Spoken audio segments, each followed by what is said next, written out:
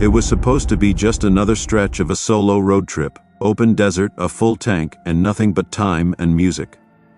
I'd been driving west on I-10 for a few hours, crossing the long, empty ribbon of road through Arizona. The sun blazed above, beating down on the asphalt until it shimmered like water. I stopped at a gas station around noon, one of those lonely, sun-bleached places. On the side of the highway, a few pumps, an ancient vending machine humming near the entrance, and a shop that sold warm soda-stale jerky. And nothing else. When I pulled in, I was the only customer. The place felt forgotten. By the time I stepped out of the car and began to fuel up, stretching my back and blinking in the glare, that's when I noticed him. A man stood near an old, white van parked at the far end of the lot. He wore a faded denim shirt, the sleeves rolled halfway up his arms. His face was mostly shadowed beneath a truck I had, but I could see the glint of his eyes fixed on me. He didn't look, not once. At first I figured maybe I was just being dramatic. People stare, especially at a lone traveler. I told myself not to overthink it, but the longer I stood there pretending to check my gas cap, the more I felt a knot forming in my stomach. He wasn't just looking, he was watching, measuring. I finished fueling, hopped back into my car without going inside the shop, and pulled back onto the highway. I checked my mirrors. The van was still parked. 10 minutes later, I saw it in the rear view. Same white van, 4 miles behind me, keeping pace. My chest tightened. Maybe it was coincidence. Maybe he just needed to head the same way. But every exit I passed, he passed too. Every curve, every stretch of road, I couldn't shake him.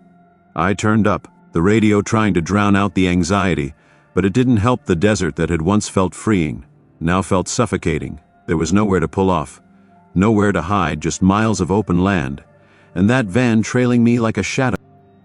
Reached a large truck stop near Tucson. I pulled in. I needed to be around people, under lights, somewhere that didn't feel so isolated. I parked near the diner, locked the car, and walked in quickly, my heart thudding in my ears. I sat at a booth near the window, half hoping, half dreading what I might see there.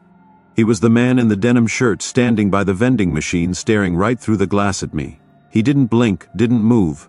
I stood up and walked to the cashier, my mouth dry. I didn't want to make a scene. I just told her quietly that a man had been following me since I-10. She nodded and said she'd let the manager know. But when I turned back to the window, he was gone that night.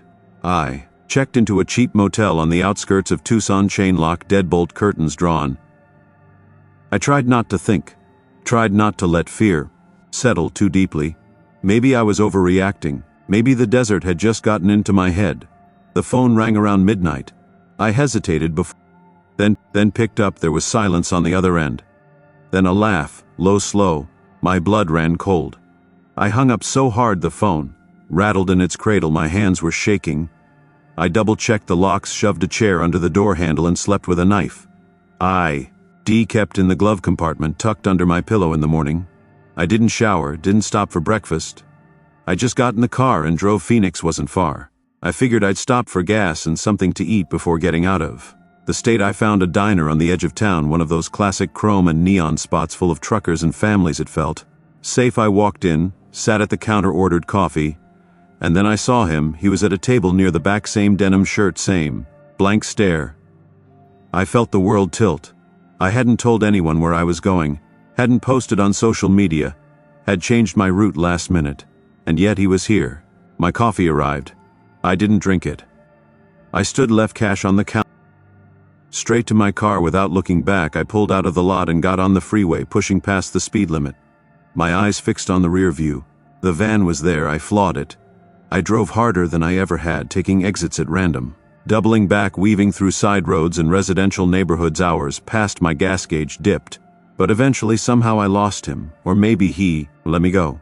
I crossed the border into California before sunset. When I stopped for gas that night, I paid with cash, parked in a well-lit area, watched everyone who came and went. I didn't see the van again, but the fear didn't vanish. I didn't finish the road trip.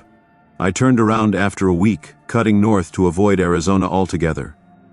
Even now, whenever I see a white van on the highway, I tense up. My eyes flick automatically to the license plate, to the driver, to the passenger window, just in case, because somewhere out there a man in a denim shirt is still driving the desert highway. One day he'll find someone else, someone who doesn't look over their shoulder.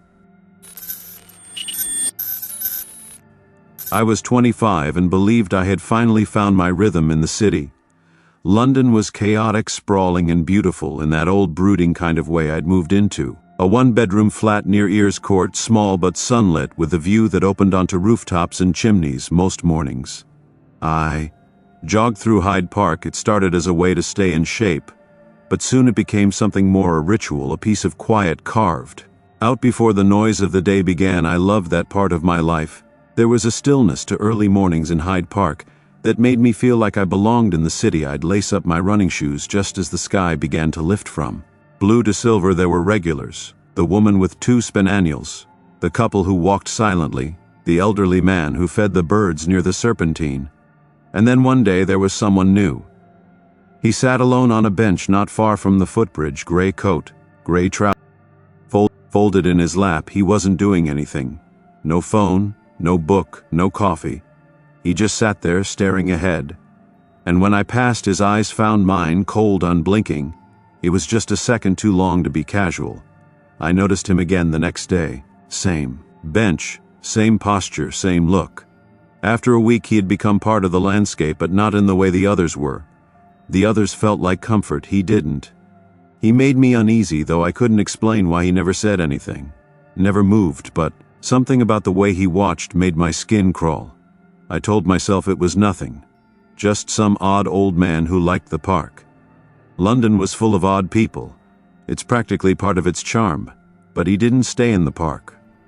One Thursday afternoon, I was sitting at my favorite cafe on Kensington High Street, a cozy place tucked between a florist and a gallery. I'd been going there for months to work on freelance projects. It was my refuge from the world that day. I was halfway through when I looked up and saw him through the window, standing there, staring still in that gray coat. He didn't come in, just stood on the pavement watching. I tried to focus on my laptop, but the words blurred. I left early the next time he was inside. He was sitting in the back corner, not drinking anything, just sitting watching me. I froze, my throat went dry. I stared back, trying to convince myself I was mistaken, that it wasn't him, but I knew it was. I left without finishing my coffee, without paying. I didn't care. I walked quickly back to my flat, pulse loud in my ears, constantly glancing over my shoulder. That night, I didn't sleep well. A few days later, I saw him again, this time outside my building, across the street beneath a flickering lamp, partially shadowed by the trees. Same coat, same stare. He was just standing there, as if waiting for something, for me. I closed the blinds, locked the door, pushed a chair against it. Every noise after that made me jump. Jamie, we'd gone to university together, and he was the only one I felt comfortable opening up to about it. I expected concern, maybe advice. Instead, he laughed. Some random bloke in a coat. Maybe he's in love with you. I didn't laugh back. It wasn't funny, it wasn't romantic. It felt wrong, like something was closing in on me, invisible and slow but constant. Then the letter came. There was no envelope, just a single folded sheet of paper slipped under my door. I found it when I returned from the corner shop.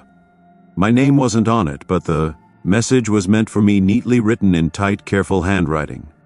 You run so fast, I'll catch you one day. I read it 3 times. My stomach turned. I sat down, feeling like the air had been sucked out of the room. The paper trembled in my hands. I went to the police. I told them everything. The man in the park, the cafe outside my flat, the letter. They took notes, asked me questions. An officer nodded sympathetically but said, "We understand it's upsetting, but without a direct threat or any contact, there's not much we can do right now. Not much." I remember those words exactly. They rattled in my skull all the way home. I stopped jogging. I avoided the cafe. I avoided that entire part of town. My little world began to shrink. Within days, I packed a bag and called Jamie. He didn't laugh that time. I moved in with him temporarily into his cluttered flat in Camden. I didn't tell my work clients why I was off-grid. I just kept moving. No routines, no fixed schedule, no patterns to track. For weeks, nothing happened. I began to feel like maybe I'd imagined the worst of it. Maybe it was some harmless man with his own problems, and I'd read into it too deeply. My brain inventing shadows. I started to sleep again. I almost jogged again. Almost. Then it happened one more time. Jamie and I were coming home from the pub late, maybe 10 or 11. I was tipsy, laughing at something he said, the kind of laugh that makes your ribs ache. We were descending the escalator into Camden Town Tube Station. When I saw him, he was standing at the bottom facing us as we came down, still eyes locked, like he knew I'd be there. I froze. Jamie kept talking, didn't notice until he turned and saw me staring. What? He didn't answer. The man didn't move, just watched as we stepped off the escalator. I grabbed Jamie's arm, pulled him toward the exit. We didn't go home. That night we took a cab to a hotel near King's Cross and stayed up until sunrise. I never saw the man again after that night, but the fear stayed, the caution, the silence I carried in my chest. I moved out of London soon after, took a job in Brighton, a smaller life, a quieter one. And yet even now, years later, I sometimes feel him again in mirrors, in crowds, in the reflection of a window as the train passes through tunnels. Once in Brighton, I was running on the seafront early in the morning, mist everywhere, and for a split second, I saw a man in a gray coat standing near the railing, still a stone, watching. I stopped running that day too, and I never went back. The stretch of I-7 I was driving had been deserted for miles. The road snaking through the vast open silence of Utah's red rock and dust. I was headed west, no real timeline, no one expecting me anywhere specific. That kind of freedom can feel like flight, or like falling on that day. It was the latter. The sun had dipped just enough to soften the horizon, and I pulled off for gas and something hot to eat. The diner sat by itself, squatting low beside the road, like it had been left there by accident years ago, and never moved again. Its faded sign buzzed with one flickering bulb, and inside it was silent, not the kind of quiet that comes from peace, something else, like a pause that hadn't ended. There was one other person inside, a man sitting 2 stools down at the counter, nursing what looked like coffee. He wore a red baseball cap, scuffed and sun-faded, pulled low. His plate was empty, but he hadn't left, just sat there, hands folded, eyes up. When I walked in, I took a booth by the window. The waitress, older, distracted, didn't offer small talk. I ordered eggs and hash browns and tried to shake off the odd weight in the room. I could feel him watching, not a glance, not a curious look, a steady, unblinking attention. His head didn't move, but I could feel it like heat on the back of my neck. I ate quickly, paid in cash, and walked out.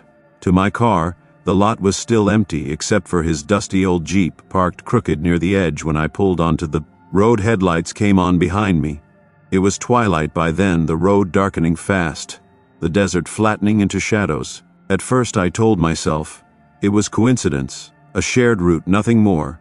But every turn I took, every off-ramp or detour, the Jeep followed, no headlights flashing, no honk, just always behind me, never passing. By the time I hit Selena, I needed sleep, or at least a locked motel I saw had a vacancy sign that buzzed with weak neon. I parked, paid at the window, and got a room near the back, hoping for quiet. I didn't unpack, just dropped my bag on the bed and went to the sink to splash water on my face. When I looked out the window, he was there, standing beneath the flickering overhead light, arms at his sides. He wasn't trying to hide. He wasn't trying to move. He just stared at my door like it might disappear if he waited long enough. I stood frozen behind the curtain, watching him. Minutes passed. Eventually, he turned and walked back toward the lot. I didn't sleep much that night. I kept the bathroom light on and sat in the chair by the window until sunrise. In the morning, I found a long, deep scratch down the driver's side of my car, not fresh enough to be deliberate vandalism, but too sharp and too long to be accidental. It wasn't there the night before. No note, no other cars around, just that one mark, like someone dragging a key or a nail slowly. Without hesitation, I checked out and headed west again, heart pounding harder with every mile. At a gas station in Richfield, I stopped to fill the tank and grab coffee. As I walked inside, I saw his Jeep pull in from across the street. My legs went numb. I ducked between aisles and watched through the glass door. He parked but didn't get out, just sat behind the wheel, engine running. I grabbed what I needed, paid fast, and got back in the car without looking up. My hands shook on the wheel as I peeled out of the lot, tires screeching more than I meant them to. That stretch between Richfield and the Nevada border is long and empty. It should have felt freeing, open road, mountains on the horizon. But it didn't. I kept checking my rear view. Over and over, waiting for that Jeep to reappear. It never did. But something about that trip stayed with me. Not just the fear, something colder, like I had brushed up against something that didn't belong to the usual rules of cause and effect. What unsettled me most was that he never said a word, never raised a hand, never chased me outright. Just watched. That patience was what frightened me. The quiet certainty of someone who had all the time in the world, who didn't need to hurry. V tried to explain it to people, since most just shrug. Creepy guy on the road, they say, happens maybe. But there was something too intentional about the whole thing, like I was picked for a reason I'll never understand. And in a way that's worse, not knowing why. I made it to Nevada that evening, found a cheap room, double-locked the door, and left the car in a spot I could see from the window. I barely moved for 2 days, kept the blinds shut and the TV on for noise. The Jeep never came, no more scratches, no more stares. But I still think about him sometimes, that red cap, the way he never flinched, never blinked. And I wonder how far someone like that is willing to follow, how long someone can haunt a road without ever needing